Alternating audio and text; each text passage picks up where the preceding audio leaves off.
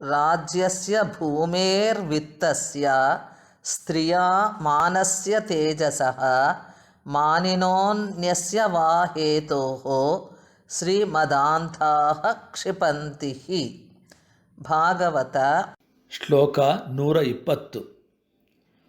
ರಾಜ್ಯಕ್ಕಾಗಿ, ಭೂಮಿಗಾಗಿ, ಹಣಕ್ಕಾಗಿ, ಹೆಣ್ಣಿಗಾಗಿ, ಮಾನಕ್ಕಾಗಿ, ತೇಜಸ್ಸಿಗಾಗಿ ಅಥವಾ ಬೇರೆ ಯಾವ ಕಾರಣಕ್ಕಾದರೂ ಆಗಲಿ ಸಂಪತ್ತಿನ ಕೊಬ್ಬಿನಿಂದ ಕುರುಡಾಗಿರುವವರು ಮಾನವಂತರನ್ನು ತಿರಸ್ಕರಿಸುತ್ತಾರೆ. Blinded by arrogance of fortune, proud men offend others for the sake of dominion, land, property, women, honor, dignity, authority, or any such other consideration.